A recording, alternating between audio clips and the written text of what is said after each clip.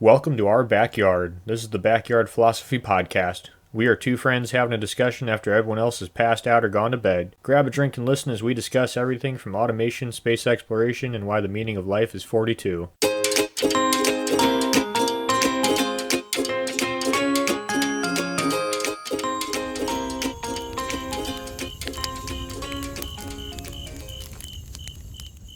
When you hear the word textiles, anyone who went through the American public school system knows one term and one term only, and that is Eli fucking Whitney, the inventor of the cotton gin. But it turns out the textile industry starts a long time ago, has effects on every facet of life, and there's a lot more to it than the American invention of the cotton gin. So before we get into that, we're going to get through the history, we're going to get through what clothes are made out of,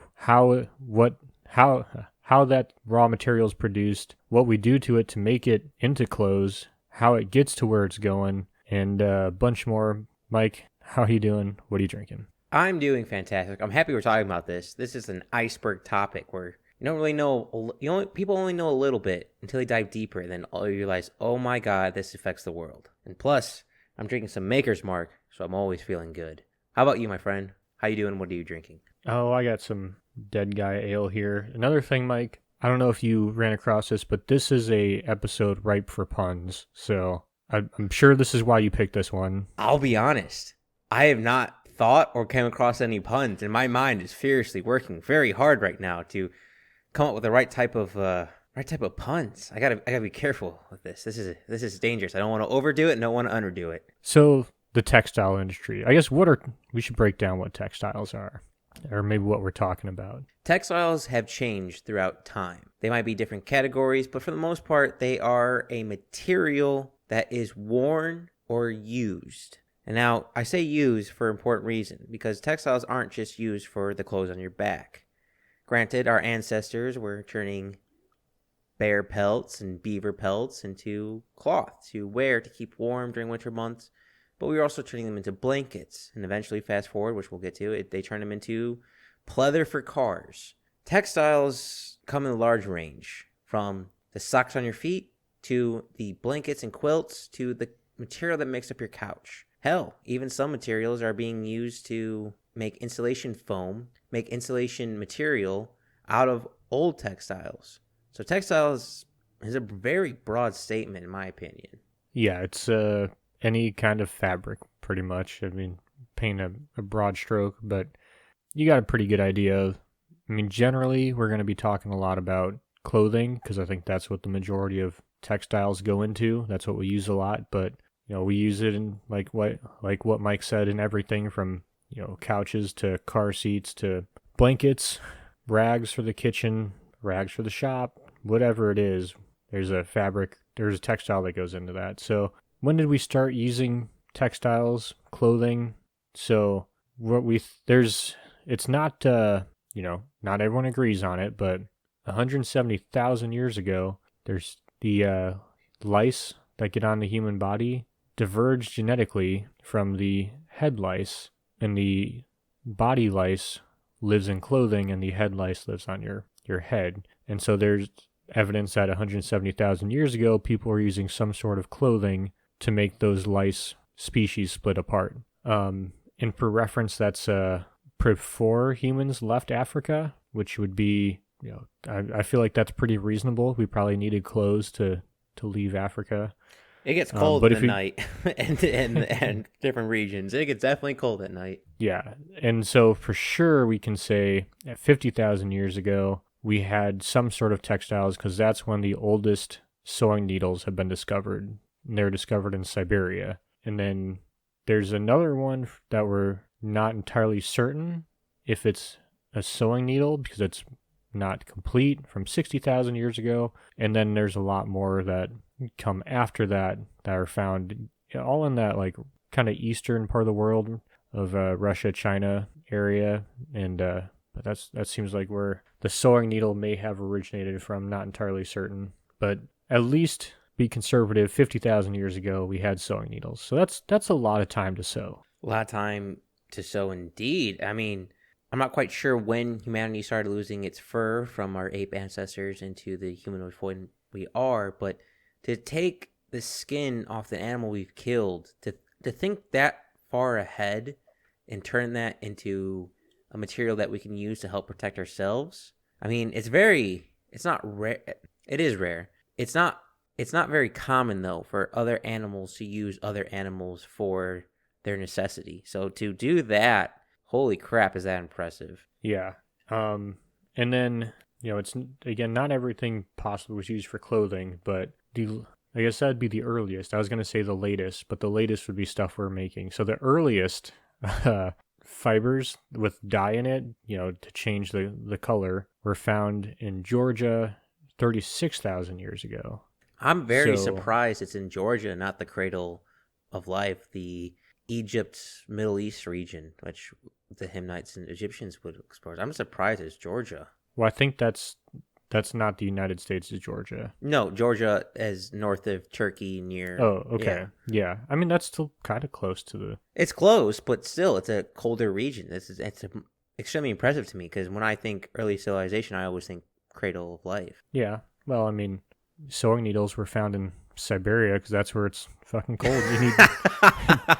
don't necessarily... Don't invade Russia without your winter clothes. Don't necessarily need all that fancy clothing when it doesn't get that cold out. And then one of the first examples of an actual clothing being depicted in a figure is from France. It's a 25,000-year-old figure, and it had essentially a skirt with some kind of belt, we think, around the figure. And so that was okay, so now we know we for sure have clothes. So that's where we're at. So I'm going to disagree with that. You said 2,500 Okay. years ago. Yes. From the research I came across, the hieroglyphics had depicting of different clothing for different status depending on where you are in the Egyptian hierarchy. So priests wearing certain clothes, the different rituals having different clothes, the I guess royalty at the time wearing different clothes. That's the earliest I saw that was in modern society and confirming that we had different fashion and clothes. If I remember correctly, that's 3100 BC, 3000 BC, which would predate the France one. Even though France is definitely solidified with fashion. We'll get into that later, but yeah. I saw... Nice try, France. Yeah, close with no cigar. I saw Egypt. I was just wondering if that lined it up with information you saw. I mean, this is something that I just kind of glanced at, so I'm not surprised because I could see it. I just didn't have it listed. So, yep. With that being said, I know the Egyptians weren't the first powerhouse in the area. You have the Himelites from earlier, but Egyptians had the most recorded data, which is easier to sustain and confirm the area at the time. So there are probably cultures that had clothing beforehand, but the Egyptians were the first to make it easy to confirm with the hieroglyphics. Just wanted to point that out there. Yeah, no, completely get that. So I didn't really have anything else on the that old history of when we had this, when we had that, but I did want to talk about why textiles is important historically. Please, I can jump in. I have something that's a little bit farther in history, but I think it'd be perfect with yours. So, Mike, you talked about how different castes, I wasn't sure, I can't remember exactly what term you used, but different levels in the society wore different clothing. And I think that's been the case since probably the very beginning, like you're saying. So different materials are worth more and represented such. We know in Rome, purple was the color of luxury, and basically you could only wear purple when you were returning general coming back from a successful campaign, and then certain economic standards. Fun fact, that purple stuff smells horrible. I believe it's made from either sea urchins or oysters, and it smells wretched because you have to mix it with urine pretty much to get that color. Nice. But that's important because it's expensive, which is essentially what most of these upper level garments were. And people traveled far and wide to get all sorts of different interesting textiles so they could basically show off their wealth, right? Absolutely. Yeah. And I think one of the most important of these is one of the most important trade routes in the world historically was probably the Silk Road, which connected all the big, like you're talking about, the cradle of civilization with China and Rome, and basically just helped facilitate the trade of goods. And it was called the Silk Road because what did a lot of people want? Silk. Silk, yes. Which it seems like each time period has a specific good that we're after. You know, the English were after spices and refused to use them, but for the longest time, everyone was after silk because it's soft, it's luxurious, it's light. I mean, it's silky. Still today, it's a very sought after textile. But in the pursuit of that, people created maps, created trade routes, opened up, looked for new areas to get silk, traveled the world trying to find it. And just the pursuit of of this good created such a boom in trade that it made the world smaller. Money makes the world go round, and as we will talk throughout the podcast, there's probably very few things that make the money come in as much as clothing and textiles. But something I also want to point out with the historical and modern, the textile industry is also driven on functionality. So in the early days with Greek armor being made out of leather, or fast forward to the Middle Ages with made of linen, all these different materials also driven, like how function is it? How well can it hold water? How well is it water resistant?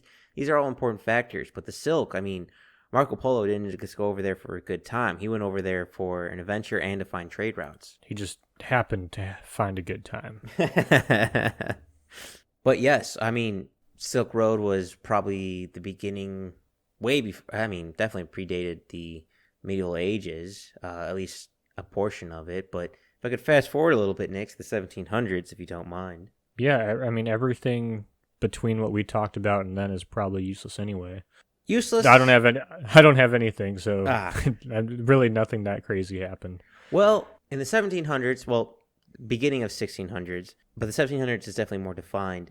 Royalty helped bring back the fashion trends. So whatever the royalty was wearing, everyone wanted to wear. Now, this was common throughout history, but I saw a significant increase, at least in my personal research, of this happening during these time frames. Whether it be more middle class merchants, et cetera, having more money to mimic the rich. But the stories that come out of it, I mean, with Marie Antoinette alone, just wear one thing and the entire country is wearing it, it created the fashion trend. It wasn't just about your class anymore. It wasn't just about your position or what you could afford. But from what I saw from the Renaissance upward, it was the beginning of fashion trends. So whatever was in season, whether it be hats, heels, shoes. Oh, fun fact, men used to wear high heels to seem taller, more proud of, but as eventually switched sexes, where females were more common to wear high heels. It's very fascinating. We're off topic, but this is the first introduction of fashion for clothing and textiles. So it went from being functional, like having rugs, blankets, making sure I don't freeze in Siberia, to, this season it's flowers. In this season, it's having potato flowers on my dress. In this season, it's about having yellows and reds. This was the beginning of the fashion industry. So the English are to blame. The French. Europe is to blame. Yes, Europe is 100% to blame. I'm not going to say it didn't happen in other countries, but the more prominent and widespreading, at least fast widespreading, I saw was in Europe.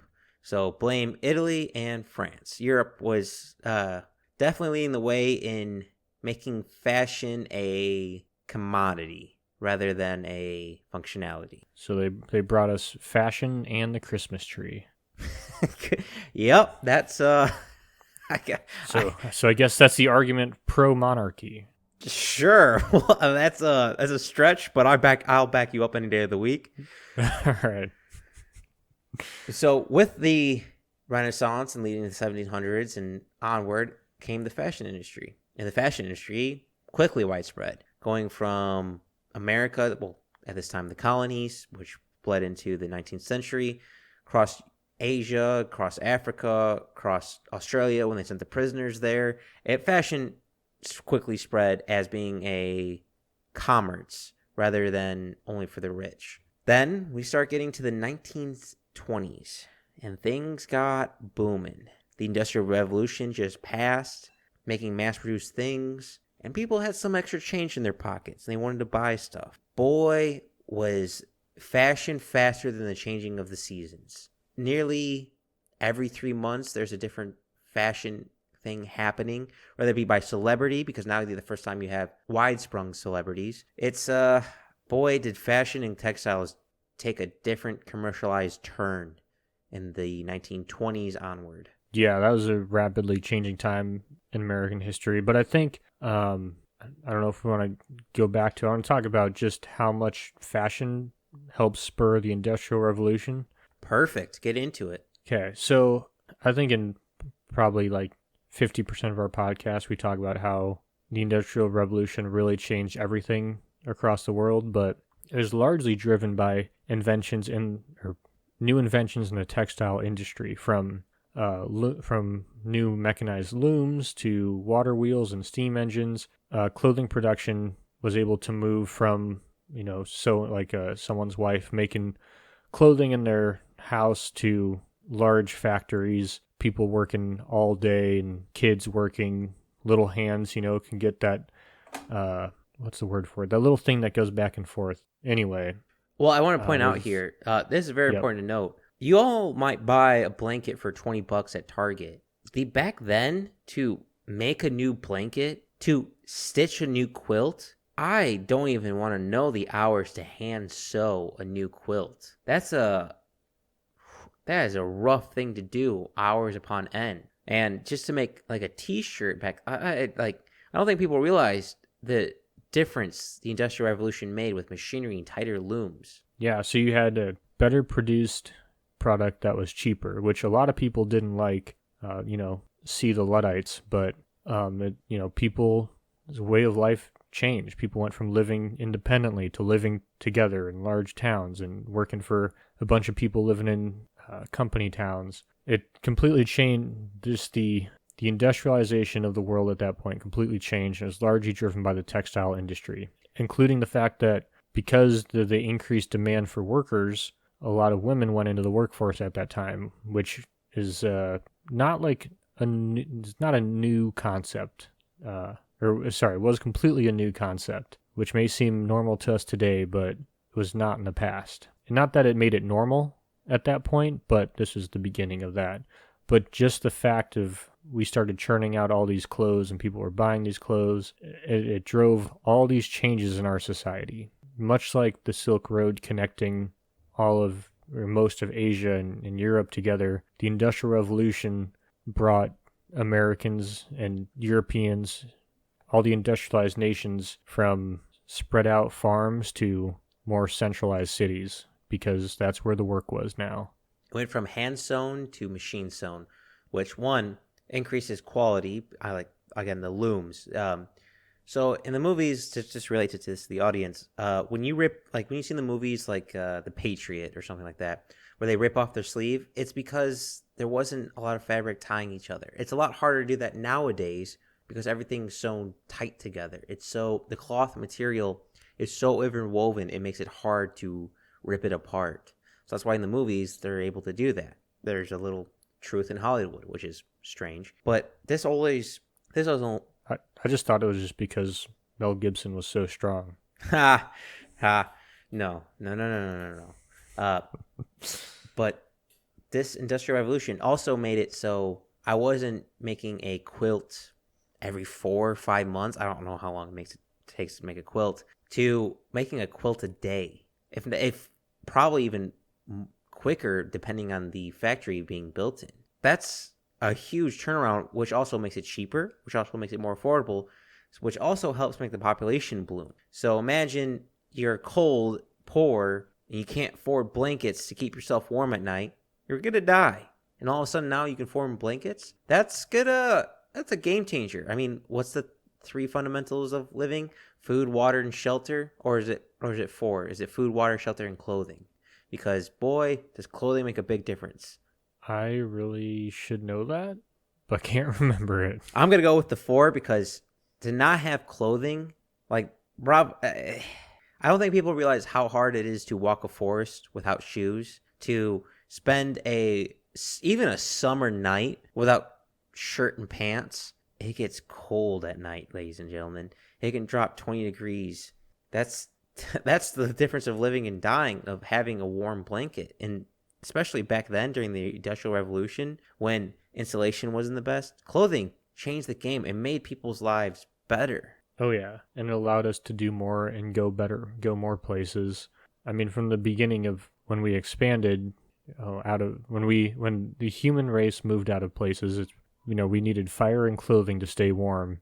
And as we got better clothing, we were able to go more and more places. Even today, most of us aren't going outside for extended periods of time in the winter. If you live somewhere where it snows, without, what does your mom always say? You got to have your layers on. You need your shirt, and then you have to have your like fleece, and then you put on your winter jacket. And yeah, it's a whole thing. We didn't have that back then. And all those clothes cost a lot more. Well, they cost a lot more, but I would argue they're higher quality at the same time. We'll get into that later. But Nick, even though fashion, clothing, and the technology to make clothing has changed throughout the ages, it kind of goes back to the fundamentals on how to get that material to turn it into textiles. And unfortunately, it's back to the world of plants and trees, your favorite. You can't get away from agriculture no matter how much we try. Just send me to Mars and watch me. And you'd starve to death without it. We literally went over this, Mike. Let me dream, goddammit. You just eat other people, I guess. I don't know. I mean, it's not the worst idea, but it's not the best idea. I've done worse. But going back to an old plant, an old culture that has been throughout many, many generations. In fact, it might be a very early form of clothing. Cotton. A plant that people have gone to war for. Why? Clothes, textiles. Textiles have caused wars. And in today's industry, it's causing water / slave labor / a whole slew of other things. And it's expensive to grow cotton for clothes. And I don't mean just money-wise. I mean for water, like I was mentioning. It takes about 2,700 liters of water to grow one cotton shirt. That's a lot of water, Nick. Yeah, I'm always skeptical of those water use studies, though. I don't know. I'm not saying that yours is wrong. I just know that a lot of it's kind of loaded. Like the most famous one that talks about water use for cows. They just so if you say you have you're gonna have 10 cows on 100 acres. They just said, what's the average rainfall for this area? And they're like, well, divided by 10. So each cow uses 500 gallons of water or something. It's just not all that water is used by the cow. That's ridiculous. But it's I don't know. Well, I've seen a lot of, but it's the same as the energy studies where it's I don't know. Well, to me, it makes sense for cotton. Is cotton irrigated? I thought it was a dry land crop. From what I see, it's both. So depending on the region it's grown, pretty much comes down to what it is. And the average harvest yield per hectare is between 2 to 4 tons. So that's 4,000 to 9,000 pounds, something in that of cotton. So that's a big. I mean, I don't just what holds that, right? Because cotton's light. Yeah, but I imagine it's that's that when someone's like, what weighs more, a ton of eggs or a ton of feathers, or it's that's a large. I'm just thinking out loud for myself because I'm having trouble visualizing a ton of an actual ton of cotton. Well, I imagine it's about a shipping container because you can compress cotton very tightly. That's true. So I imagine it's probably a ton of cotton is probably can fit inside a shipping container. But what I was trying to get at was I don't know the efficiency of a cotton plant on how many flowers it has that turn into cotton to grasp and control. So the reason why it might be a thirsty plant is because to make one shirt might take a lot of cotton. So to make a shirt off one cotton would take a lot of seasons, a lot of water. But if you have acres upon acres of it, it might be more cost effective. So there is a asterisk with that 2,700 liters of water to grow one cotton shirt, but that 2,700 liters might be spread off across multiple plants, which makes far more sense to me. I mean, I have no data, but I'm just thinking of a medium shirt and a cotton plant. And if I had to guess, I'd say it's probably like 75 plants to make one shirt. I don't know. I guess it depends how, maybe less. I'm just thinking of like the rows of cotton, and I guess I don't know how much of that's on the plant gets put into the shirt and how much is discarded as waste. Well, just to throw something out there, I don't know if these figures are actually correct. Just like my figure, which, like I said, I completely made that up. So, well, at least at least we're honest. So a large T-shirt takes for a kilogram of cotton. You may get 5 to 6 medium T-shirts, 4 to 5 large T-shirts, depending on sizes, because sizes change per what company's making it. I think is if I'm reading this quick thing I Googled, which already there makes me feel very questionable on what I Googled. But yeah. So a kilogram for 4 T-shirts will go on the lesser end. And if you ton, you know what, Nick, I don't want to do math. We're just gonna move on. Yep, that seems good to me because I don't want to do math either. Well, to throw out some numbers to seem like we're still doing math, but not really doing math. Nick, your world, trees. Did you know that there are 70 million trees cut down every year for the fiber for clothes? No, is that they're cutting down cellulose? Yes. What are they making it out of? Cellulose. They're also using it as I think a binder for other textile industries. But Nick, trees, they are sure jack of all trades. There's not much you can't use a tree for. It's been that way since the beginning of time. It's not going to stop being true now. Well, if petroleum keeps going on, it might be. But yeah. That's just old trees. So touche. Checkmate. Touche. The original old growth. I did want to talk about how silk is made because it's kind of cool. Oh, the worms and the shells? Yeah, go right ahead. Okay, so silk is made kind of how it was made, in the past with silk worms. And I think everyone kind of knew that, but it's just crazy to think that we are still getting like the super expensive fabric from like an actual worm, like insects. But so they have the silkworms lay eggs, and then they hatch into larvae, and then the larvae get put into like a container where they, kind of transition to the caterpillar stage, and then they just start eating, and they eat mulberry leaves, which is the only food that they will eat. So you can't get anything else. They eat mulberry leaves, and that's it. They're like a kindergartner. It's chicken nuggets or bust. And they have to be kept, the leaves have to be kept like moist, wet, otherwise they won't eat them. They're very picky.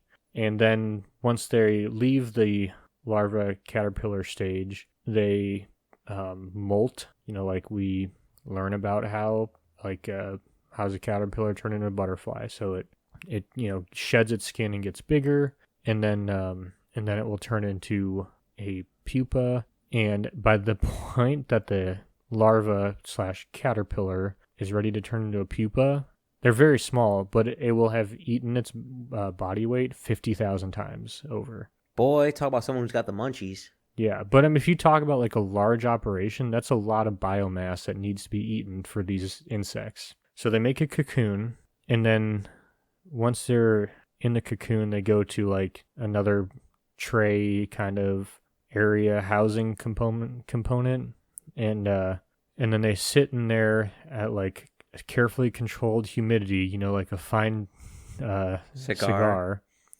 Yep. And then they start spinning the silk around their bodies, and then each cocoon or each silkworm has like a different color silk, so that's how you get like the white to the yellow silk. But it's the white silk is the more artificial ones that have been bred to do that, because yellow is more natural, because that helps them blend in from predators in the wild. But because we've bred these silkworms to more to be bred to breed to create the white silk, that's if it's like a commercial silk farm, it's going to be the white silk, and that's because the white silk is easier to dye. You're not to create a blue dye of silk, you add blue. If it's yellow, you have to do the whole like Roy G. Biv thing and add this and that. So that's why white silk is wanted. And yeah, and then they turn into a silk moth, and then once they leave the cocoons are boiled, and then they're Stretch. stretched. Yeah. So I mean, I don't know. This is pretty crazy. And there's a lot of crazy. Like another one that I saw is an experimental textile. They're using mycelium, or it's not mycelium, mycorrhiza, which is a mushroom that helps. Every plant root has mycorrhiza. It basically doubles the surface area of the root to allow them to breathe, not breathe, but take in oxygen better. And they're trying to use that. And that seems more believable than this whole insect silk moth thing. I don't know. It might just be me. Well, Nick, this is a little off topic, but you're super fascinated with World War II, as am I. The silk farms that the Japanese used to have in the Pacific, very basic it's almost like a grid system. What was interesting is they were somewhat defensible positions because U.S. troops were sent in to destroy some silk farms the Japanese were using to sustain them because, well, silk is a valuable commodity. I mean, my grandfather, who fought in the Pacific, goes, yeah, silkworms are weird because all these little white maggots were just crawling around eating stuff, and they were worth millions of dollars, this entire couple acres. It's absolutely fascinating. Yeah, that's and I think it's just crazy how textiles are just woven into the history of the world, and we just all kind of take it for granted. Like, oh, yeah, obviously we need clothes, but it's like there's a lot of little weird parts of history that have been driven by the textile industry. Something right underneath our noses. I wager that textile has had a more impact on the world than gold. This is my educated guess, but gold is something you want. Textiles are something you need. It's like food. I imagine more wars have been fought or won, or food has more impact on society than gold has, and I imagine textiles have too. I'd completely agree, but it's just because it's so common that I don't think we ever bat an eye at it. I mean, just think about how woven into our culture textiles is. Besides, woven. God, that's a good one. Yeah, I was gonna say besides how fashion's a huge part of our culture, but just think of the words we use, such as woven into our culture, like weaving in and out of traffic, hit the needle on the head. Like these are all. He took everything and the shirt off your back. Yeah, I mean these are all textile things. I mean I think like weaving in and out of traffic is one where it's like, oh shit, I guess that is textile related. You never know because I do not weave clothing, like, but it's just terms that I think at one point in time most people would understand it. Everyone understands exactly what you're talking about it, but the origin of that phrase is lost because none of us weave. But there's a point in our society's time when everyone did, so that makes a lot more sense. I don't know. It's just like we talked about, woven into history. There's just a lot of little things like that when researching textiles that I came across, where I was like, oh yeah, I guess I never really thought about that. Well, Nick, let me weave you a story of how the textile industry is still affecting modern culture, and it's going to take a dark turn. India, China, Colombia, Bangladesh, United States, Europe, Ghana, all filled with dark history and modern things that are happening right now underneath our noses that, if brought to the light, we are disgusted by. We all know they're happening. Something so woven into our society that we just don't think about anymore. Sweatshops. Sweatshops so horrible that the companies make the women take birth control so they don't get pregnant and go on maternity leave. Companies so horrible that when employees ask for a higher wage or better conditions, they lock all the doors in and bring in men with bats and sticks to beat them, but make sure not to hit their face or hands, only the ribs and legs to leave bruises to show, no, you can't do this. You have to do what we say. Keep working. I don't know how or when the world switched from craftsmen in the Industrial Revolution even making products that are quality that quickly turned into slave labor. Yes, conditions were hard and horrible during the Industrial Revolution, but unions formed and different rights were being activated and allowed the employees to have some dignity and some protection.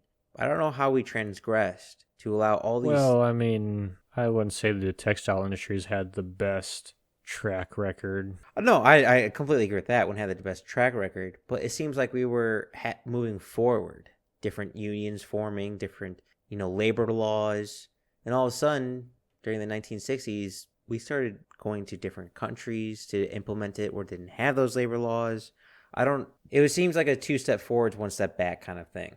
Yeah, and I think it's important to point out that slave labor drove the cotton industry in the South for a long time, even though it was dying out. Oh, I would wager slave industry drove the textile industry across the world. Oh yeah, but I will agree with what you're saying of in our day and age why is it stepping up instead of stepping down, or the rate stepping up instead of stepping down, which you'd think. And I don't know.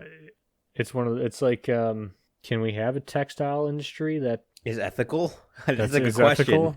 That's a really good question. I'm not quite sure on that one. I know that's kind of where I'm at. It's like, can we do this ethically, or are we just all good with acknowledging we can't do this ethically? Well, and being like, fuck it, let's just buy it from China and India. Well, as much as people like to preach and say try to do good, let's not have slave labor, I can't help but notice a lot of them are wearing like industry clothing that is associated with sweatshops and slave labor. And to risk my assassination, because I don't really care, some companies still caught using sweatshops in the the 21st century. Adidas, Disney, Forever 21, Gap, H&M, Nike, Victoria's Secret, the list continues. You could just say all. Yeah, see all. Everyone knows sweat labors are bad, at least in the first world. Yet we still allow it to happen simply because we want that deal. And just for some perspective, a $70 shirt costs about $15 to make. That is everything from the farmer growing the plant, all the water, all the harvest, to the processing of turning that fabric into a string, to making the actual clothing material, to shipping it to where you need to be, to paying the employees to stock it, to the entire 9 yards. It costs $15 to do and $70 to make. All right, so the shirt costs $70 to make. No, $70 to buy, $15 to make. Well, that just seems stupid. Well, the company has to make a profit. Makes sense.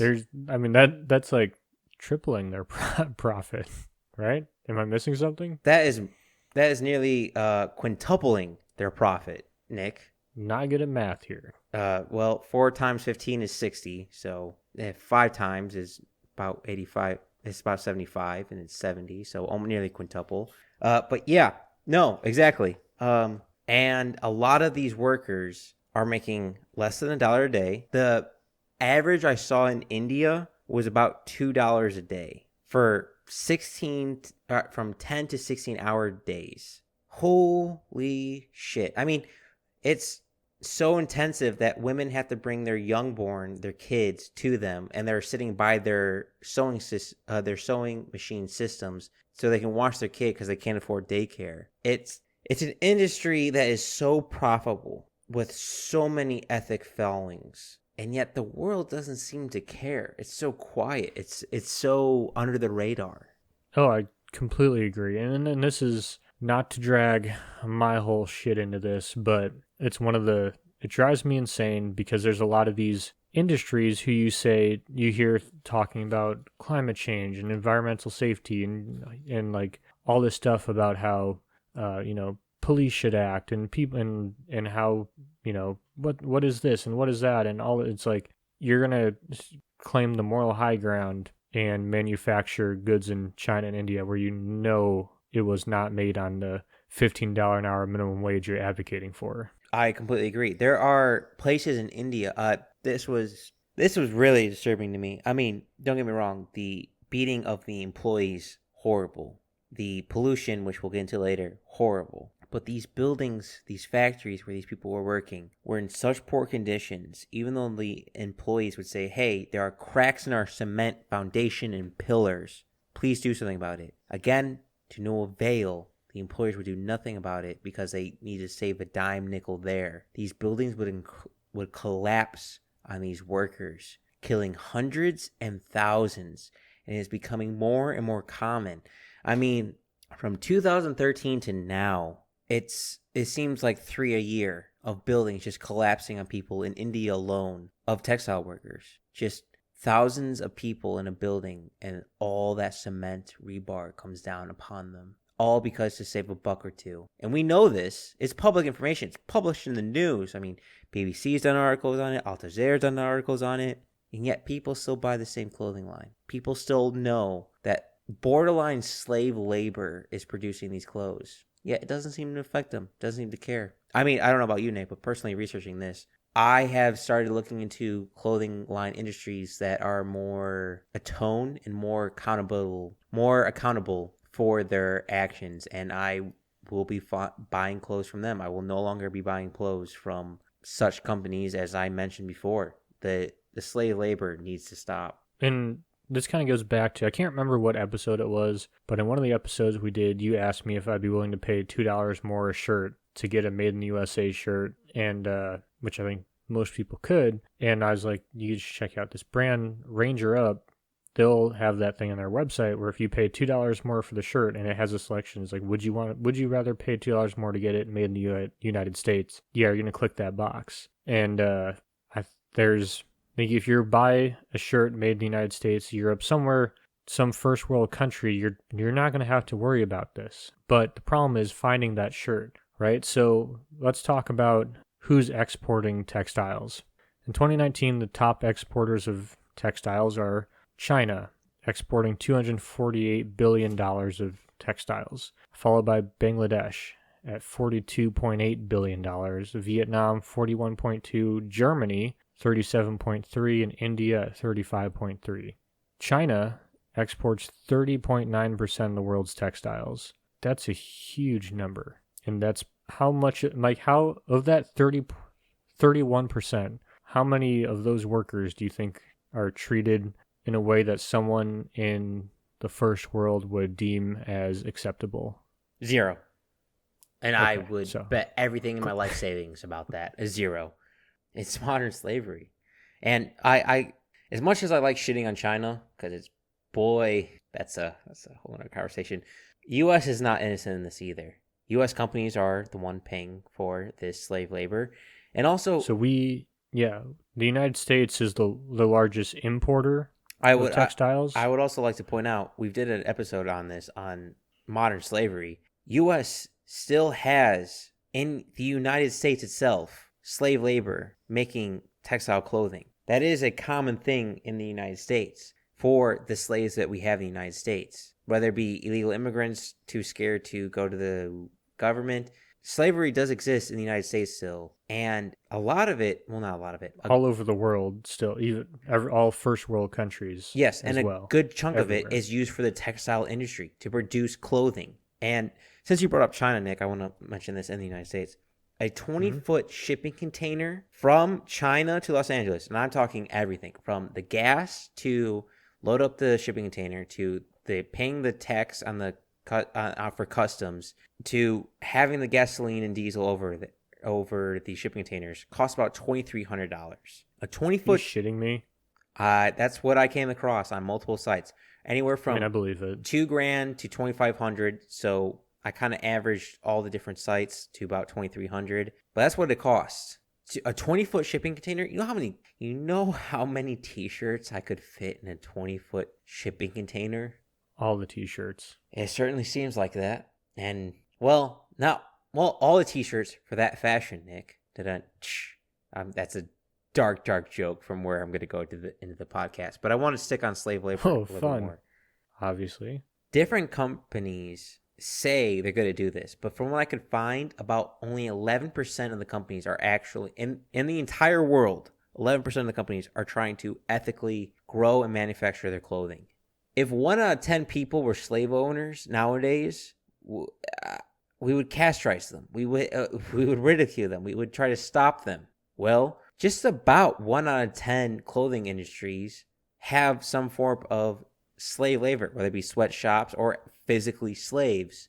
And yet we do nothing about it. I'm guilty as much as the next person. I have clothing that unfortunately fit the list, and now moving forward and researching this, I realized, hey, we've all gotten clothing from customink.com. We are all guilty here. For real. I mean, it's just shoes alone, which I'll talk about later. The popularity of certain brands, Adidas, Nike, it's disgusting on how those brands produce the product to meet the demand, which I probably just pissed off some really big industries. And boy, I feel the red dots from the sniper rifles on me right now. It feels a little scary. Not gonna lie, a little scary. You know how people say Dave Chappelle is too big to cancel? Well, we're too small to cancel. Let's hope so, because if I would like to transition into what these slave labor companies are producing negatively. Not just labor, but pollution. Okay, before we get into that, I just want to throw out a number so we can think about this. The world, for 2019, the cost of, or I guess profit of textile trade was $802 billion, which is the 7th largest trade category in the world. About 4.5% of world trade is textiles. Which is 7. That's nearly unfathomable. Those statistics are nearly unfathomable. I don't think people realize if just 1%, just 1% of the entire world's 7 billion people. I don't think people realize how big of a number that is.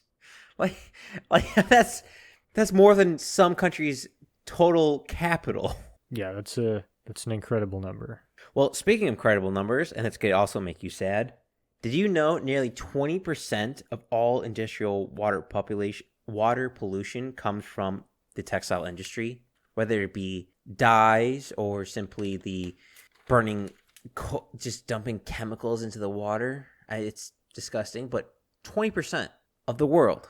Which is kind of surprising because it's only 4.5% of world trade, so you'd think it'd be around 4.5%. So I didn't think about that because I see it as different industries require different processes. So you don't need a lot of chemicals to produce a screw or metal or so that kind of doesn't really fall into that category. Yeah, I mean, I get what you're saying. It's you don't need as much material to create something simple, but for textiles, which seem simple but are surprisingly complex with the amount of colors and patterns and fabric and everything that goes into them. Nick, what a perfect transition you just gave me. I want to talk about dyes for a minute. The colors, the textiles, what you're wearing right now listening to this is all questionable. A very common dyeing process is AZO. These dyes are cheap and they're also harmful, so they're used quite commonly. In fact, the entire EU has banned them due to their toxicity, but not in the United States, and not, anywhere else in the world, only the EU. A study from the University of Memphis found, and I quote, aromatic amines are carcinogenic, mutagenic, allergenic, and also have caused various human maladies in addition to being harmful pollution to our environment. AZOs are a dye commonly used to create colors and patterns, which are polluting not only the waters, not only the air, not only the soil, but our skin ourselves. They are water-soluble dye, and fun fact, when you sweat, that's water-soluble. So it makes it easy to absorb into your skin. But luckily, Nick, right? Clothes aren't on your skin at any point in your life. They're always away from your skin. It's not like you wear them, right? Yes, that's exactly how clothing works. AZO are not banned, I do want to point out, in the United States, but they are restricted depending on them. But AZOs are dime a dozen in the United States. The clothes on your back, quite literally, might be poisoning you. And you don't know about it because there's no regulation, and we simply don't care if it saves a buck or two. Well, I think that's it's kind of how it's always been, right? I mean, talk about like water bottles and stuff, everyone knew, like, it was known that BPA isn't good for people, but it's a cheap plastic. So even though we know people are getting a little bit poisoned by it, no one really cares because of how cheap it is and the frequency with which you use it. It's obviously going to be different with clothing that you wear, but I don't know. I just don't think people care about that stuff. And to be fair, I don't. I mean, there's a cancer warning label on everything, so it's hard to be like, oh, this is one I actually need to watch out for. Thanks, California, again for that. Well, Nick, you keep teeing me off, and I absolutely love it. So, the new clothes smell, Nick, you know that smell I'm talking about when you buy a fresh t-shirt, could be in a plastic bag that you order that has a Josie Wales on it or Atlas Shrugged in my case. You know that smell, Smells right? like cancer. Well, it's formaldehyde, the same thing used for dead bodies. They're using that exact chemical to make that smell. And since you mentioned plastics, again, you're just teeing me off here. PFAs and PFCs. Water resistant, to make that windbreaker to have water run off, is nicknamed in the industry as forever chemicals, simply because it's so hard to break down and, take centuries to decompose. Well, if not centuries, thousands of years to decompose, and is severely linked into infidelity and cancer. So that windbreaker you might be wearing might make you not able to have kids. And sticking with the synthetic materials, and excuse my pronunciation, phthatamines found in activewear, such as like sports clothing, have been linked to hormone dysregulation and cancer. So that gym shirt you bought to help you show off your muscles might be affecting your testosterone, so you build less muscle. Or that sports clothing, those yoga pants you're wearing, might make you lose less weight simply because the chemicals used in that clothing. No, not Costco. They can't be the enemy. Nick, I'm going to be honest with you. This is a war on all fronts that we've been losing for centuries. The clothing industry. Another war we've been losing for centuries? Damn it. Oh, I feel like the resistance and the Death Star is completely built. I'm out of luck. They took the shirt off my back, Nick. Fashion, just in general, is the number 2 polluter in the world. Now, not polluter just in carbon dioxide, but polluter in all aspects. So the chemicals being dumped into the river, those chemicals entering your back, the emissions to transfer it over, the machinery to do all this. An industry no one's talking about in order for environmental change. The pollution, fashion, something every day we wear, but is having such a large impact. It doesn't seem like anyone wants to talk about it. No, and it's exactly like the cell phones and the trafficking. It's because we know we're guilty. This isn't, like you said, this isn't hidden. Like, we know, everyone knows this is fucked up. No one really knows how to fix it, so we're just going to ignore it and hope it goes away. Well, I'm going to make you more sad, Nick, with more statistics and figures, because the recycling and upcycling and being repeatable is a process dear to my heart. And boy, does fashion completely break it. About 92 tons of textile waste globally are produced each year. Only 12% of material used for clothes are recycled every year. And the synthetic fibers used in, shirts, as of June 2021, account for 1.35% of the global oil consumption, because those synthetic fibers, majority of the time, are made of petroleum, which is, Which is the number one number one industry for world trade. Talk about going hand in hand. And the problem is, too, a lot of the shirts nowadays are not one material. Yes, there's 100% cotton blend, et cetera, et cetera. But a lot of shirts are multiple materials, which makes it far more harder to recyclable, because no longer can you just throw it all in one category. You have to separate the materials in order to reuse the materials, which makes it far, far more harder. And it doesn't just stop with clothes. Well, sticking with textiles, but different type of clothing textiles. Shoes. About 20 billion shoes are produced each year. That's about 3 pairs of shoes for every individual on the planet. I mean, sneakers alone count for 1.4% of the global greenhouse gases created. Which is crazy, because you think the high cost of shoes, that they would be made more ethically than just t-shirts. Nick, wait until we get to the fashion part of it. because the amount of money spent on dumb shit in the fashion world is ridiculous. But from what I saw is men and women have different amount of shoes. That's just a statistic I came across. And for men and women, clothing is very different, at least in the first world countries. On average, in the United States, an adult from 25 to 34, male, spends about $161 per month on clothing, which, I'll be honest, Nick, that's probably like 2 years or 3 years worth of my clothing. I don't know how many people, I don't understand where 161 is coming from. Yeah, well, I'm the one that's not right in this equation. I spend more on clothes than my wife because I work outside, so I have a lot of expensive clothing that keeps me warm and dry. So I'm that guy who buys $200 pants and $100 jackets. Well, for women for the same age group, on average, spend $209 per month, so nearly $50 more. I mean, the whole industry of clothing is about $2.4 trillion a year. And in the United States, 32% of the women have 25 or more shoes. 15% of women don't have clothes older than 5 years old in the United States. And on average, women spend 7% more on clothing. So the same pair of jeans would cost 7% more than men's. Oh, 100% believe that. I don't understand where the 25 pairs of shoes. That's pretty much a different shoe every day of the month.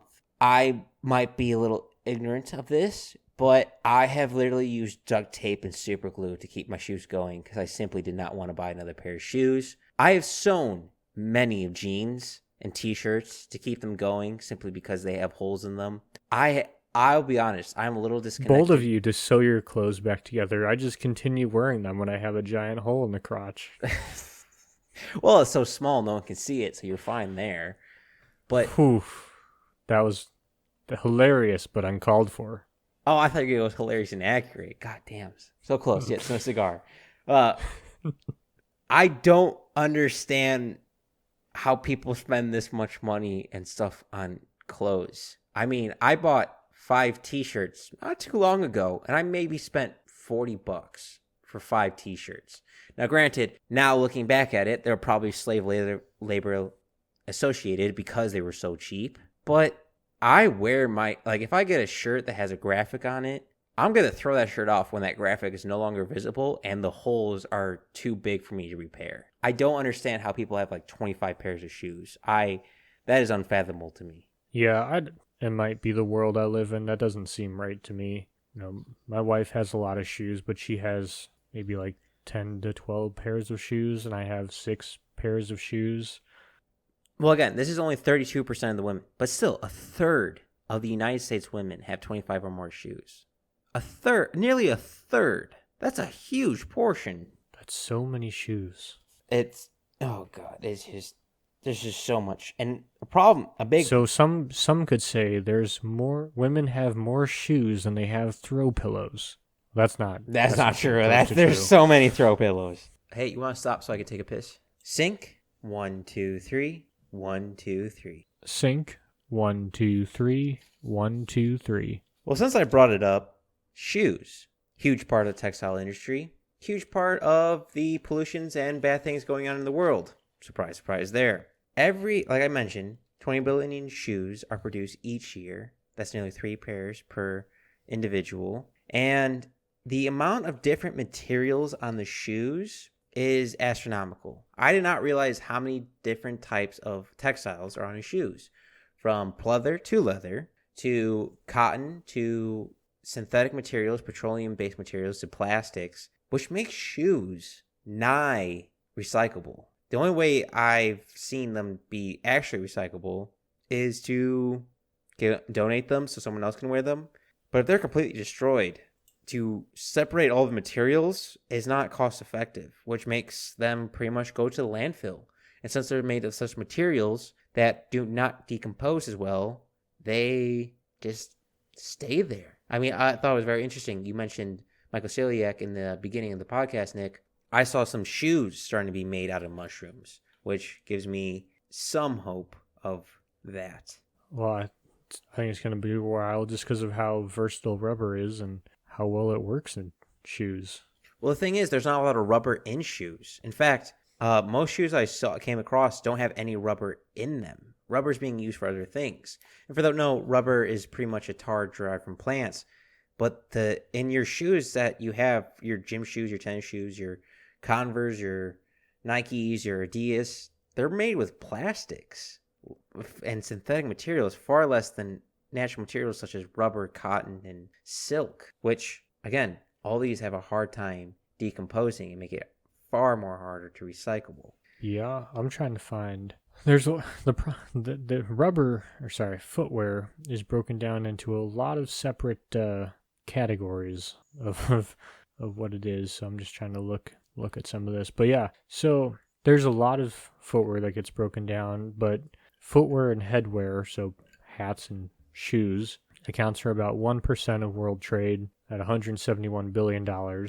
And it includes all footwear, and including rubber, leather, all the stuff you're talking about. So, and of course, once again, China's the number one exporter, and we're the number one importer, United States. So, I completely agree. I mean, it's one of those things that we all knew was probably not good, but I guess we didn't really have an alternative. I don't know. Are there any? I don't know. I didn't look up this at all, Mike, but are there any quote unquote ethical shoe companies?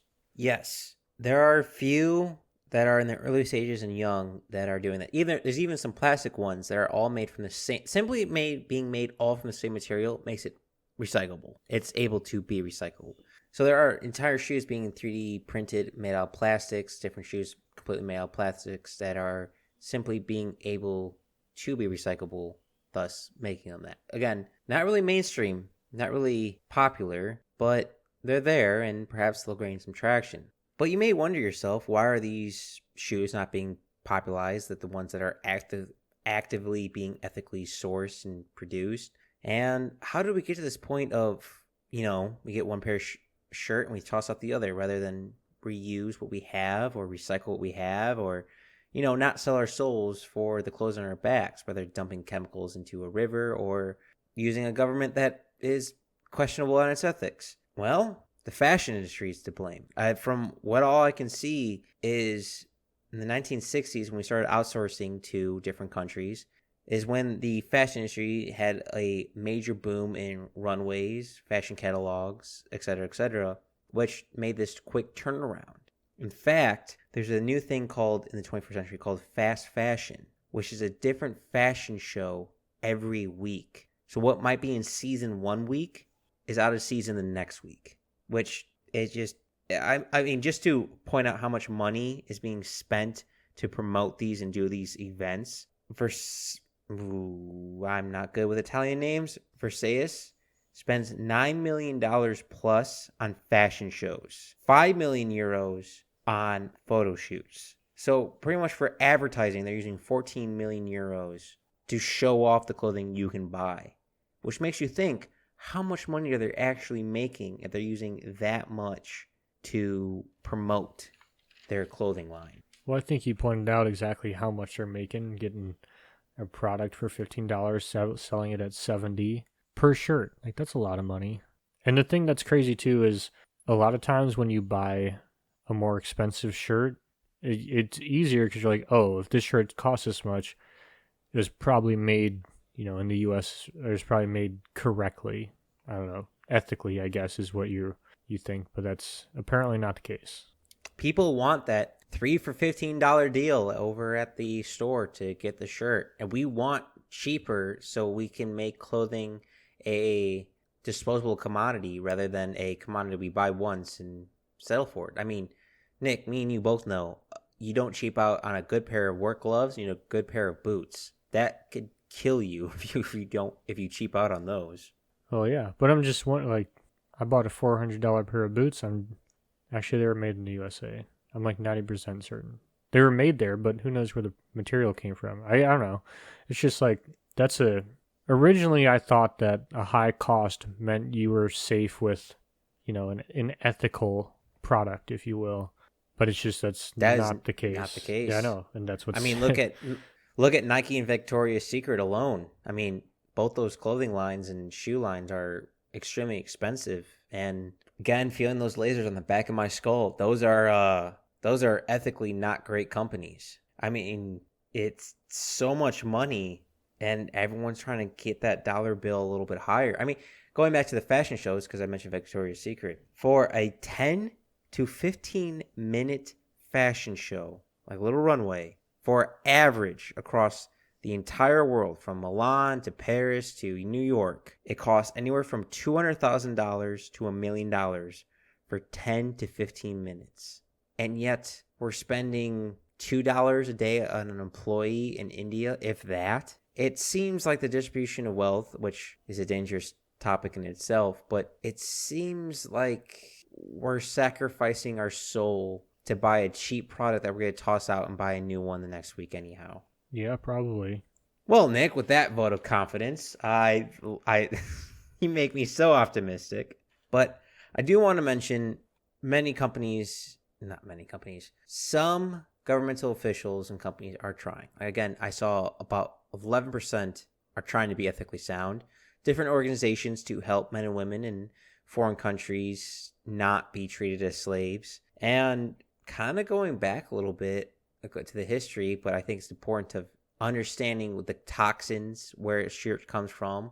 And like you mentioned, Nick, if you thought higher cost meant higher quality, 1939, something would be enacted called the Wool Act, which makes those clothing lines and textiles be labeled. So it had to be labeled of what the blend was, what materials were in it. That might need to be expanded upon of where this material not only came from, because we all seen them made in China, Bangladesh, India, Colombia, etc. on the shirts, but also, was this made with slave labor? Was this made with sweatshops? I feel like you could just look for the made in China tag and guess for yourself. But well, I for agree. the made in China one, yes. I know what you're saying. Because as much money is in the textile, and which is very surprising to me, as much money is in the textile industry, there's not a lot of regulation on it. And yeah, because there's so much fucking money in it, Mike. Well, Uncle Sam loves getting their taxes and revenue and regulate. And God, Nick, come on, let's be honest. How much does the government love to regulate people? And there's not a lot on the industry. Yeah, if you make enough money, the government doesn't tax you. Everyone knows that. Unfortunately, you're right. But the amount of, I don't know. I'm just disgusted. Like, people know this is happening. People know this is bad. And I'm guilty of it myself, of saying, oh, well, this shirt's a little cheaper. I'll buy this shirt. Not really thinking, not really putting it together that, hey, probably a 14-year-old kid in a third world country made this, so it could be this cheap. Which begs the question, Nick, because I want to bring this around to you a little bit questionable. I saw this argument. It was in a BBC article, which I'm torn on.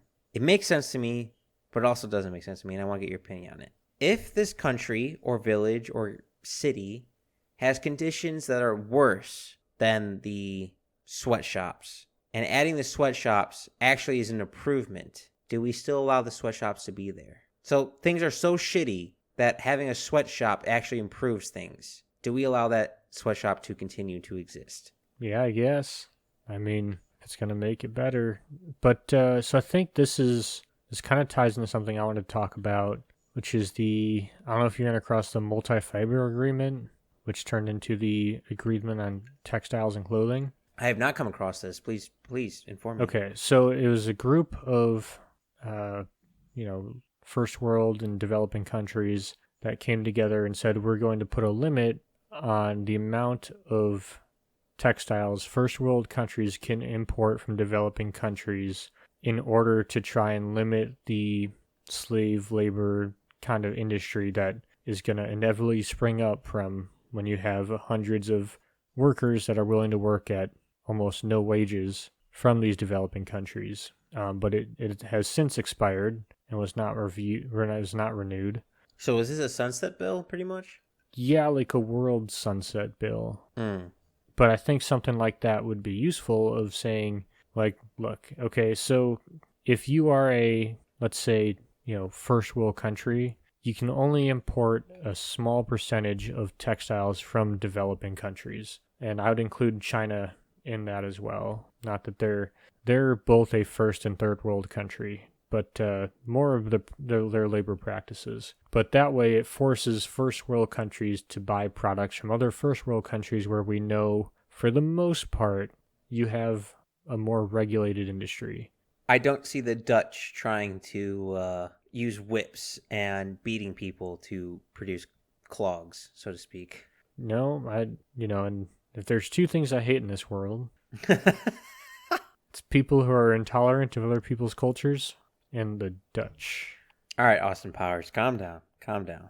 But I think that's, and this kind of comes, we've talked about this, or at least I've talked about this in many episodes of, if you want it done right, you got to buy it you got to make it here and build it here. You got to do all the shit here.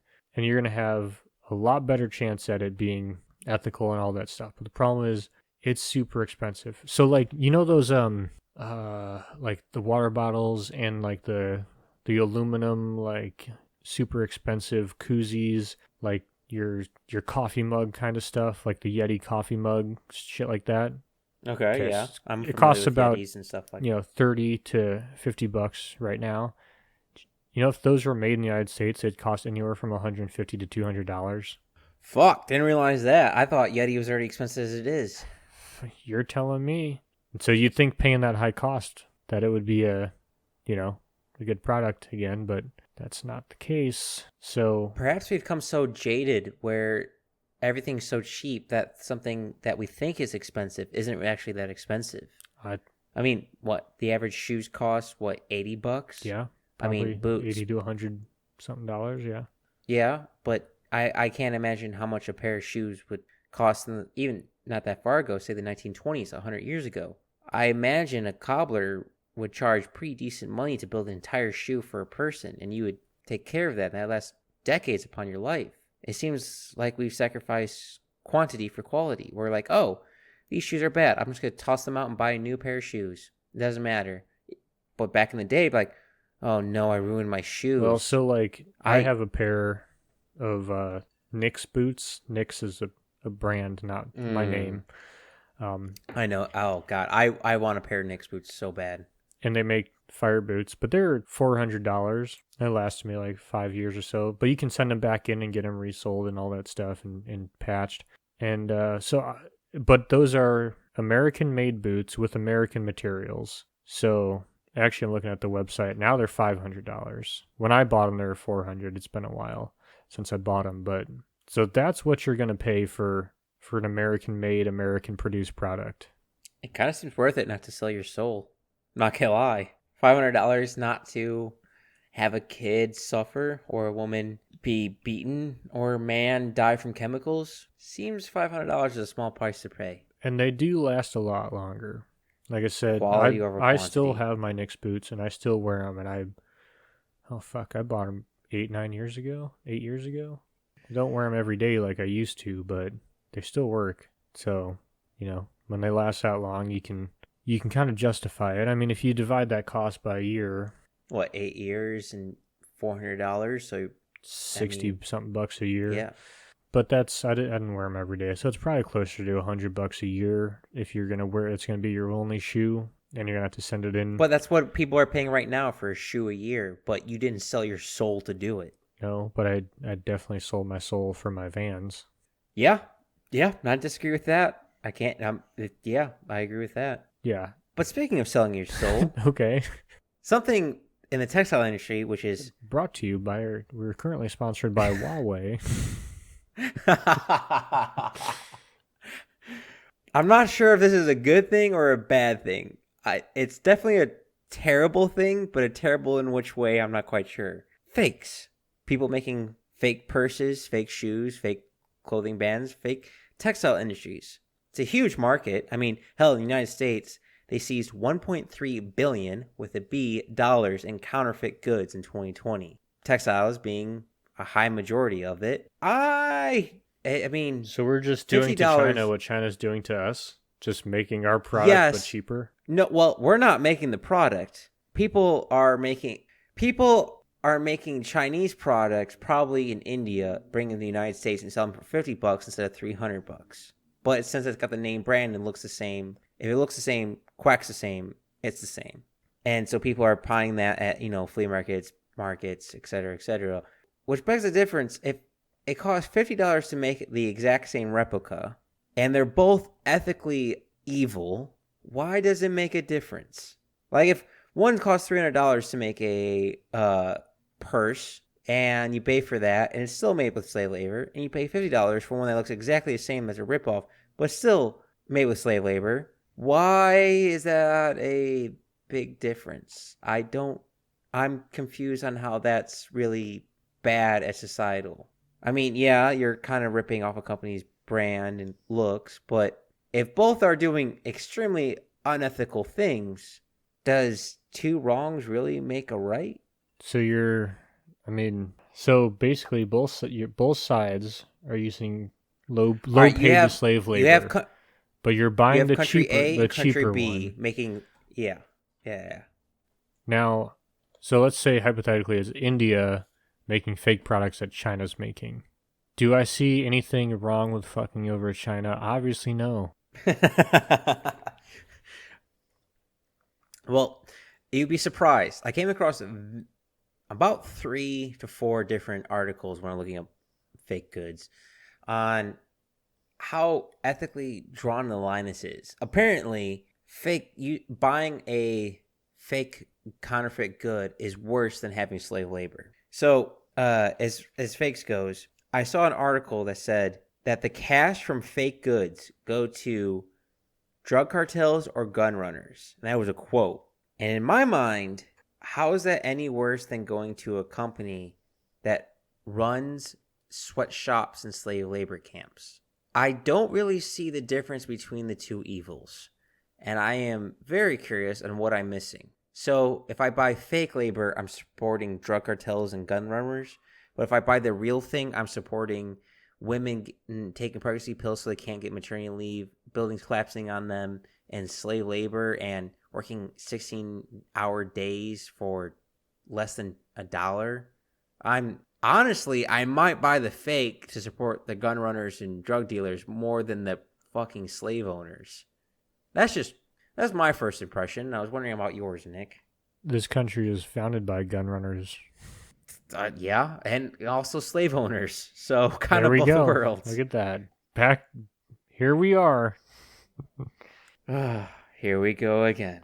But yeah, Nick, the textile industry. I mean, from Persian rugs to silk sheets to bamboo pillowcases to the newest fashion. There's so much money. It's so much dirty dealing, politics, favors, it's a whole world no one's talking about in the public light. Like we all know, like social media is in the public light. Everyone kind of knows. I don't think it's in the public light, but I do think it's something that everyone knows. Like I don't think this topic, like talking about how clothes are made with slave labor and terrible conditions with fucked up practices in China and India, is really a surprise to anyone. The numbers might be shocking, but the overall idea, I don't think this is news to anybody. I agree and disagree at the same time. So how I mean is running a marathon, 26 miles. Yeah, everyone knows that's kind of hard, but until you do it yourself, you don't know how hard it is. It's knowing versus actually knowing are two different things. Like we all know that we should recycle, we shouldn't pollute, we shouldn't do yada yada yada, but we don't. We all know that we should buy ethically clothing, but we don't. Because it's not in our face. It's not obvious. It's not so blatant. It's a million miles away, so it means nothing to us. That's where I'm getting at. Where, yes, on paper, it's hard. But paper versus real life, two different things. Yeah, well, I don't know. I think we're eventually going to have an episode on this. I think it just makes sense, not only defense-wise, but morally, of why we need to stop purchasing goods from developing countries. Well, to kind of leave the pressure off the questioning I gave you, I do have another question for you because I couldn't find any research on this. I imagine, Nick, you're much like me. You've gone to Goodwill, secondhand shops, and be like, oh, this is not a bad shirt. I'll buy this shirt. Oh, it's not a bad coat. I'll buy this coat. You've gone to secondhand stores to buy clothing. Yes? Well, yeah, I go to thrift stores, whatever you want to call it, to buy clothes because I can take those clothes out in the woods and get them scratched and broken and really not care because they're pretty cheap. Or I get something super amazing. I'm picturing you in a pink tuxedo, and I am horrified. No, but when I was working in Northern California, which had a lot of like blackberries and stuff, so you needed to wear long sleeve shirts because of the blackberries and poison oak, in unrelated, but also the marijuana grows.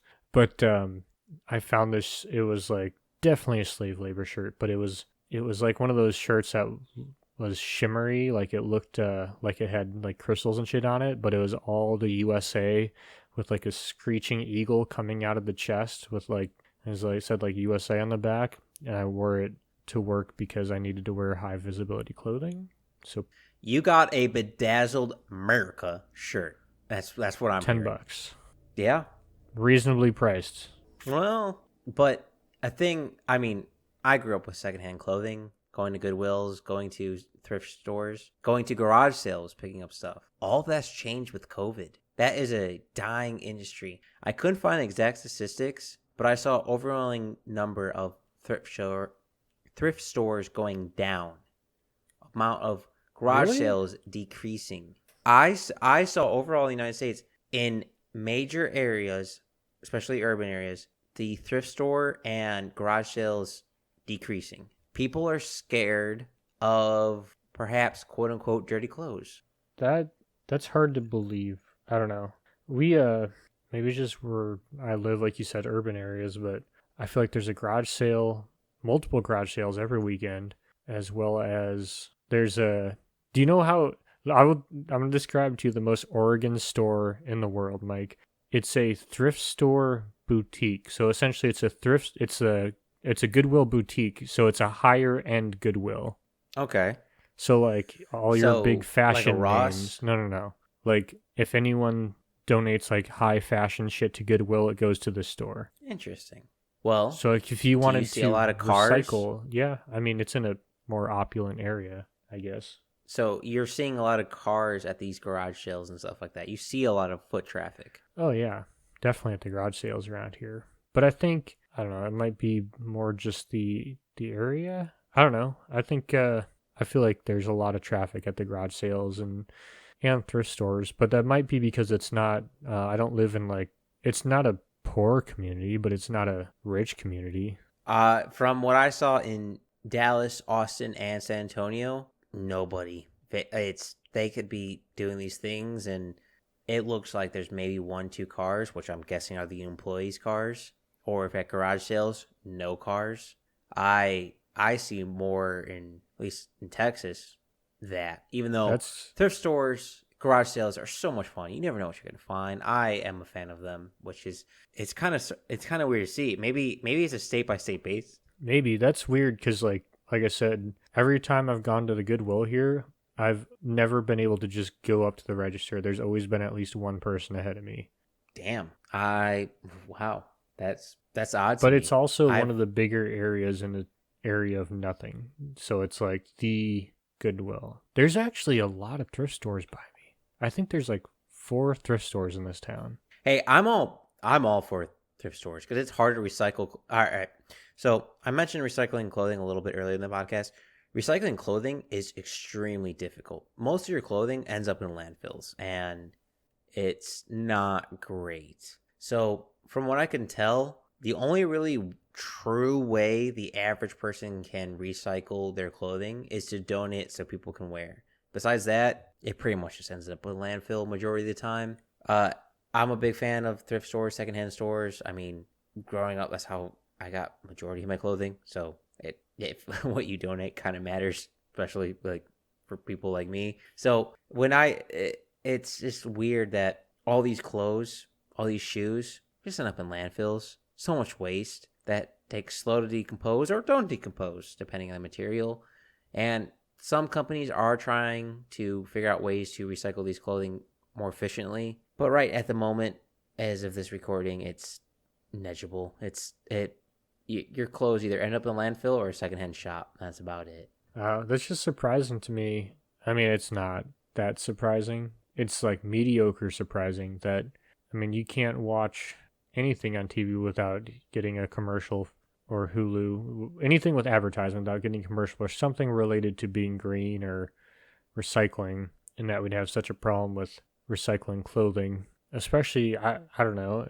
To me, I don't think I've ever lived anywhere more than like 30 minutes from a Goodwill. Like something you'll pass, like if you go into town to get groceries or something, like there's a Goodwill there that you can get, or any other kind of thrift store where you can get rid of, old clothes or something that doesn't fit anymore. You'd think that there'd be more emphasis on that than buying the latest green hemp clothing. Which, a fun thing about, fun little textile history thing about hemp was retired from being a clothing pretty soon after cotton. Hemp was considered some of the, basically, if you wore hemp, you were poor because it's very rough and it's really just not a good fabric for clothes. So it was a sign of being poor, which is ironic because now hemp clothing is basically a sign of being you have enough money to spend on the stupid clothing that's the quality is not very good.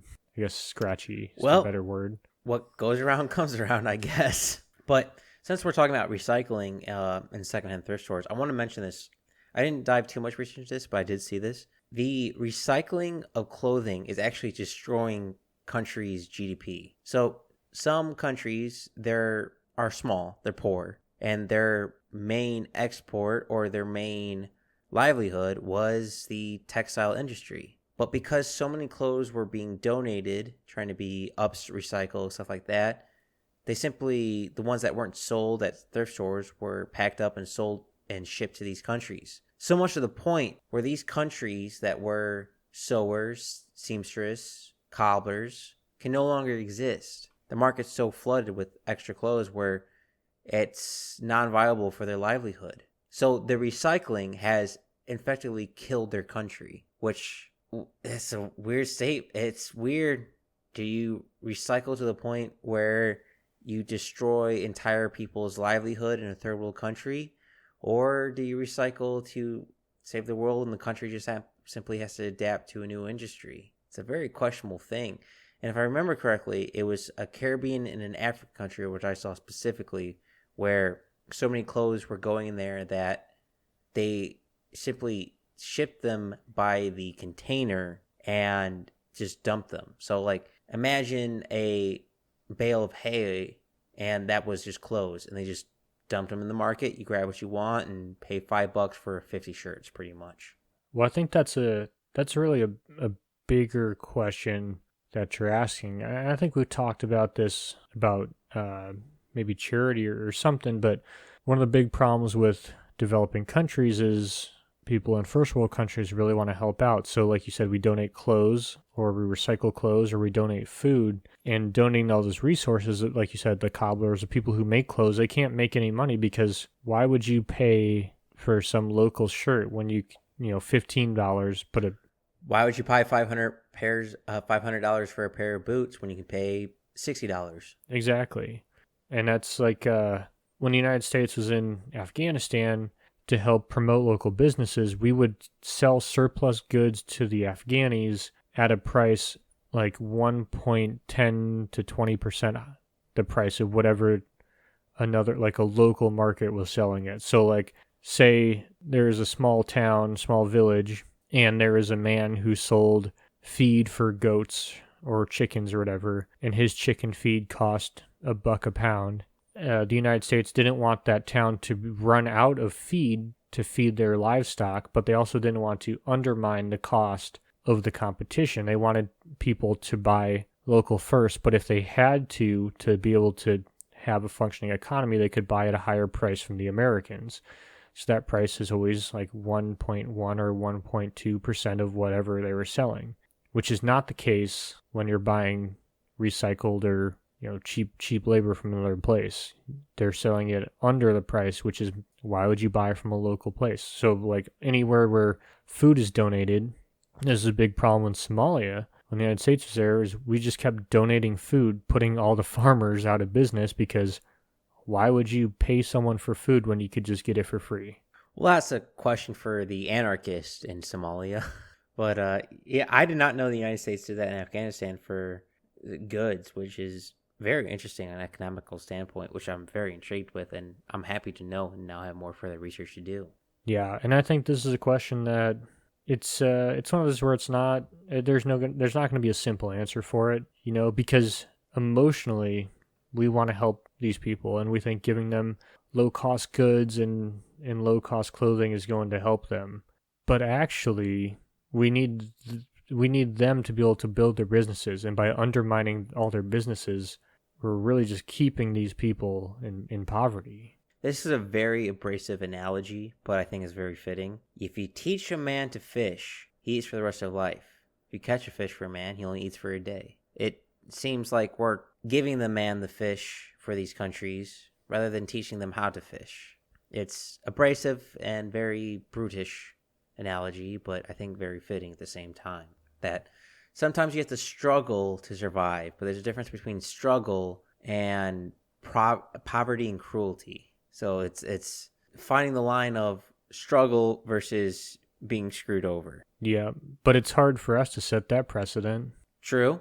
It's very true. But honestly, with what the clothing and fashion and textile industry, how worse can it possibly be? I mean, how are we going to make it worse? Honestly, I mean, with these major companies pretty much handing the whip to these private industries to create clothing and textile and shoes and all these textile industry things. How is it any worse? How possibly can it get worse?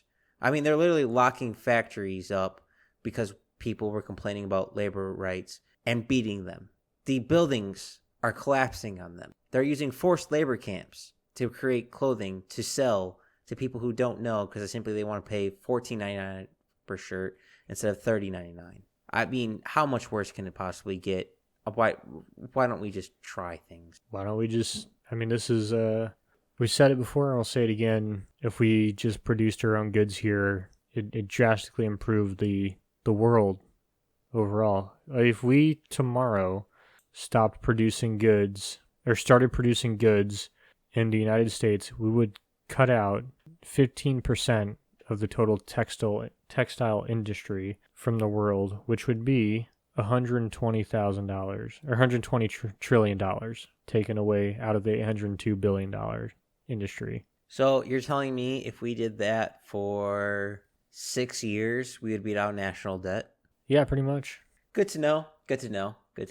Well, Nick, I have one final question for you, and it's a question I didn't really investigate too much, but I know it's a very popular thing. Kids, they grow up. They don't usually wear the same clothing as they did a year or two ago simply because they're, well, like you, Nick, a growing boy that will eventually hit puberty.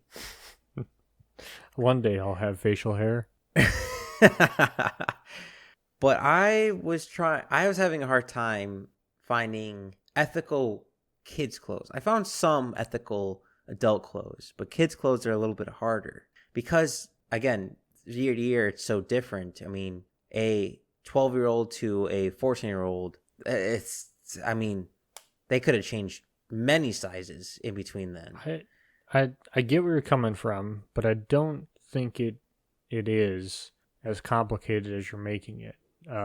Pretty much just because of hand-me-downs. I know in my family and the families around where I live now, like in my family, my brother wore my clothes, and then my cousins wore my brother's clothes, which were my clothes, and then my other cousins wore my brother's clothes, or my cousin's clothes, which were at one point were my brother's, and then were my clothes, just because kids grow out of stuff faster. It's all stayed in the family, and like where I live now, a woman from my wife's office got pregnant, and so everyone basically just gave her all their old baby clothes because they don't need them anymore. It's pretty much the same as a thrift store, but it's kept in the family more so. Baby clothes and toddler clothes are much different than middle school and high schooler clothes. Well, I know.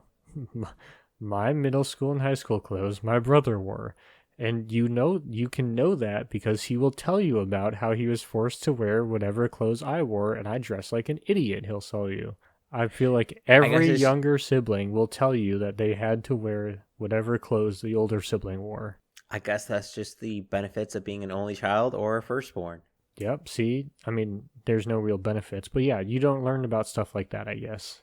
Well, I was making a joke of being the firstborn or the only child is better than being the younger sibling simply because of yada, yada, yada, and more astronauts have been on space that are only childs or firstborn. Then I don't think any astronauts have gone to space since if they were the youngest. Look, all I'm But saying is people who are older children are happy to be older children, and people who are younger siblings resent their older sibling because they were the oldest. So it seems like the best deal to me. yeah, I agree with that. But going back to the textile and fashion industry, I saw fashion starting to creep in more into the kid market. I always saw fashion as like 16 and above, but it seems like fashion, whether it's by my ignorance of not seeing it, starts at a much younger age and it's affecting that industry. And something, I mean, how many shoes? I mean, like I said, this statistic before that most,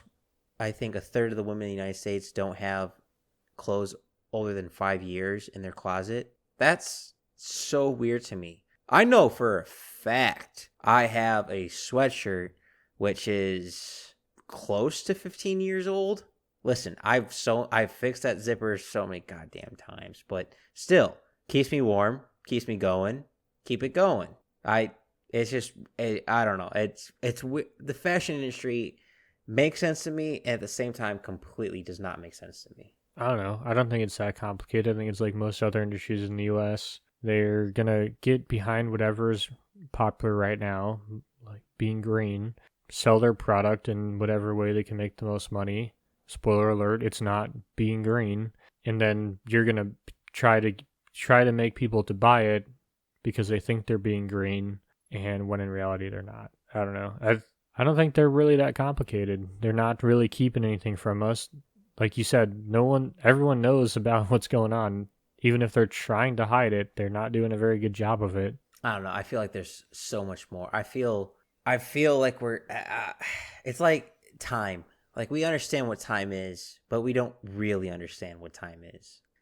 I feel like there's so much more to the fashion, clothing, textile industry that is in front of our face, but so close to our nose that we can't see it. It's in our blind spot. Like it's there. We just can't see it. I don't know. Well, Nick, that's all about I have. I was wondering if you had any more. No, I think we touched on all the main important points. Well, as we end this, I want to point out too, if we've probably missed a lot. There's probably a lot. There's probably something dangling in front of my nose, like I'm thinking about that we haven't realized. And Nick, if people wanted to tell us where we could find these information things that we're missing or different topics we didn't talk about, where could they find us? You can find us on Instagram at Backyard Philosophy Podcast, and we are coming to Reddit. And hope next episode we'll have a name and you can get on there. But it'll either be something, either Backyard Philosophy or Backyard Philosophy Podcast. And Nick, I am reading currently Stealth War by Robert Spalding, and I decided to restart the book and slowly go through and take notes and dissect because China has played the perfect chess game, and I want to understand their strategy, and I want to understand how they did it. And I'm very sad every day I read the book. Oh yeah, it's. What about you, my friend? I read a similar book, and it's super depressing, but super accurate. It's like, oh shit. They did do that, didn't they? And that did put them in a really good position. They definitely outmaneuvered us. But yeah, so good times there. I'm reading a book by Max Boot called The Savage Wars of Peace, Small Wars and the Rise of American Power. Basically about all the small conflicts the United States has been in since the founding to now, and how we waged those conflicts and what that did. Remember the Alamo. And what that did for the United States as a whole, as well as, we went into Afghanistan and Iraq saying we don't know how to wage these guerrilla wars. Well, it turns out most wars we fought have been against guerrillas. So when did we lose all that knowledge? I feel like there's a Richard Nixon joke or John F. Kennedy joke there, but I'm not smart enough to make it. Yeah, probably. I mean, I'm struggling too, but it's on the tip of my tongue. Well, how are you enjoying the book so far? Oh, it's really good. I highly recommend it, especially when foreign policy and foreign conflicts are very much in the talking point of the world right now. And this is why we open every most podcasts with a history of what we're talking about, because you can't understand where you're going until you know where you've been.